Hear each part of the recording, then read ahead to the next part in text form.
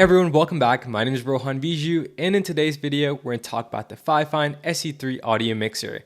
This audio mixer is really inexpensive, and you can get it on Amazon for around $41 or less because it constantly goes on sale. You'll always find a cheaper price. So this audio mixer is really good for beginner streamers, and we'll cover a lot about this product in today's video.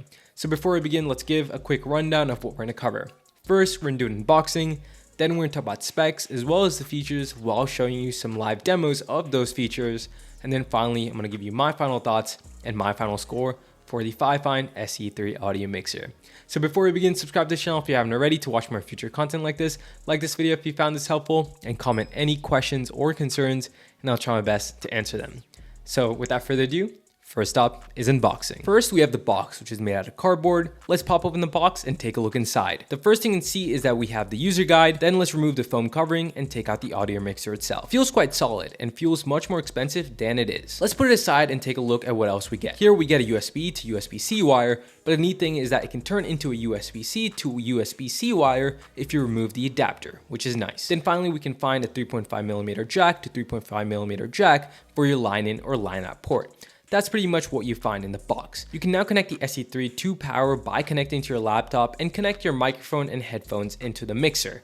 Once you connect the SE3 to your computer, all you need to do is change the input and output to SE3 and you're all set. So there's no need for drivers or anything like that. It's a very plug and play device. So you just plug it in and you're already ready to use it. Awesome, so that was pretty much it for both unboxing as well as setup. So now let's move on to specs and features. I got the mixer in this matte white colorway, and you can actually get a matte black version of it as well. It's made entirely out of plastic, but does not feel cheap in any way. Before we talk about the main features of the mixer, let's talk about the ports, which we can find right here. On the left, we can see a USB-C type port, which is for connecting the mixer to a PC or laptop. Then next to that, we can find a line out port, which is where you can connect the mixer to an external speaker so that your computer audio can pass through the mixer and then be outputted through the speaker. Next to that, we can find the headphone jack, which is meant to pass computer audio into your headphones. So you can hear your computer audio into your headphones with a wire, and it's pretty simple. And then next to that, we have a line in port, which means that you can connect a phone or aux device so that you can play background music into your mixer and into your headphones. And then we have a headset port, which is for gaming headsets with a mic attached so that it can pass the sound into the mixer if you want to use your headphones as the primary mic. Then we have a dynamic and condenser switch, which you can choose accordingly based on the type of mic you have.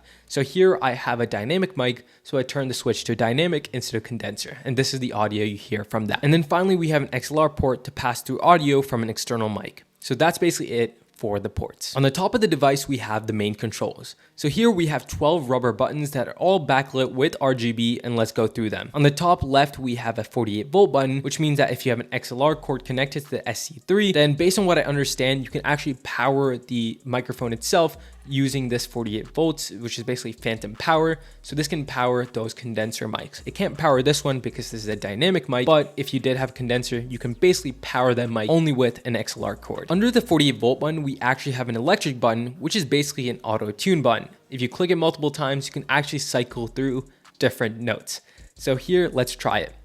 So right now I am speaking in E sharp, I think. This is A, so you can obviously hear I'm cycling through right now. You can hear my audio is kind of weird right now. It's trying to get to a sort of pitch. It just sounds really weird. So if you're singing or doing something with that and you want to hit a certain note, you can do that like this. Hello, hello. Yeah, it's pretty weird. And to turn it off, all you need to do is hold down, and once the white light goes away, that means you're back to normal. So under the electric button, we can see that we have two custom buttons, and you can also find two other custom buttons on the right side as well. These all record custom sounds and can be used for playback. To do that, all you need to do is hold down a custom button, wait until it turns white. And now I can record any audio I want to put. So right now I'm recording audio for custom A, and this records about 15 seconds of audio. If I let go, it stops recording. So now if I want to hear back the track, all I need to do is click the button and it plays the audio back. And you can obviously hear in the recording, which is pretty neat. So if you're on stream, need something to play back, all you need to do is do that. And now I can record any audio I want to put. So right now I'm recording audio for custom A, and this records about 15 seconds of audio. If I let go, it stops recording.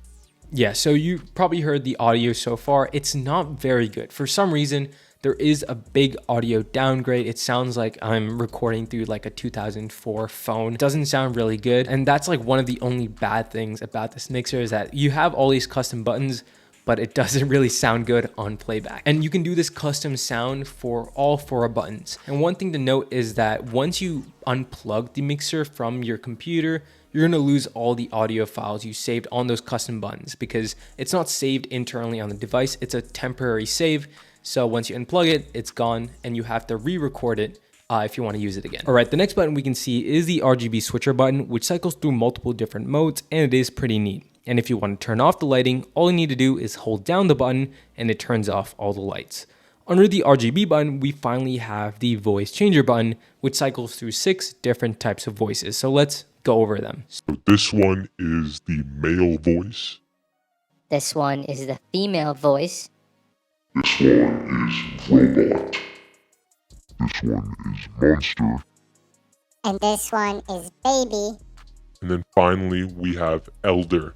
So these are all the voices you can use, and it is pretty neat. To turn it off, all you need to do is hold down the button and it turns off all the voice modulation, and it sounds pretty good. And this is a great addition to have on the mixer itself because you could do this externally on your PC using voice mod or anything like that, but this is better in some ways because it's more accessible and you can change it pretty quick instead of fumbling around on your PC to switch on voice mod. Awesome. So now let's talk about the sliders. We have a slider for the mic input, line in, headphone, as well as line out.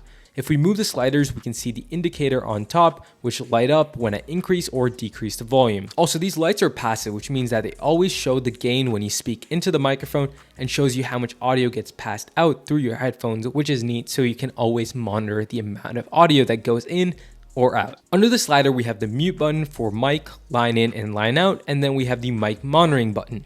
If you click the mic monitoring button and it turns white, that means the mic monitoring system is turned on and you can hear the audio that's coming from your mic into your headphones. Finally, when we take a look at the bottom of the mixer, we can see rubber pads to hold the mixer in place, as well as a small ambient RGB bar, which shines light onto the table, which is neat. So that was pretty much it for specs as well as features.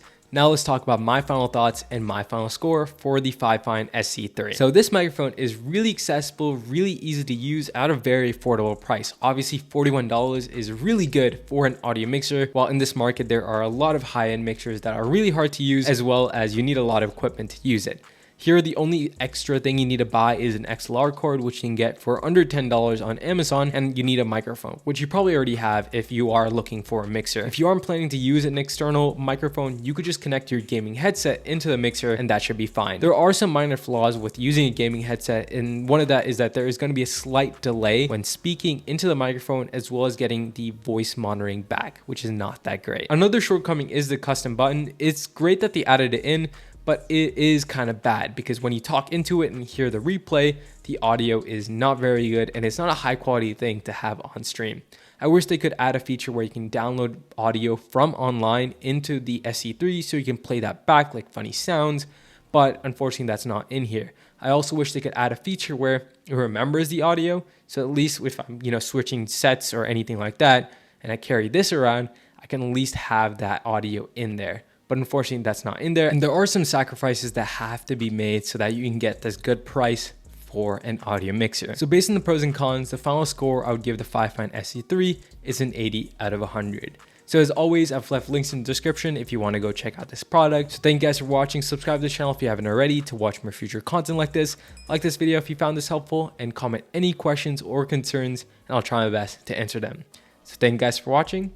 Catch you in the next one. Peace.